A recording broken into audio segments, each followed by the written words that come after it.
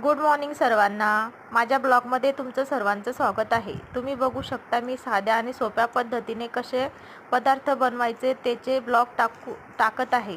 तर तुम्हाला खरंच आवडत असेल तर सबस्क्राईब करायला विसरू नका आणि लाईक करा, शेअर करा माझ्या चॅनलला. जास्तीत जास्त कमी वेळामध्ये चांगले पदार्थ मी तुमच्यासाठी घेऊन येणार आहे. तर मी आज बनवला आहे उत्तप्पा, खूप साधा आणि सोप्या पद्धतीने. थोडा चाट मसाला आणि सांबर मसाल्याचा पण वापर केलेला आहे. चवीला पण छान लागतो आणि लहान मुलांसाठी खूप छान असतो.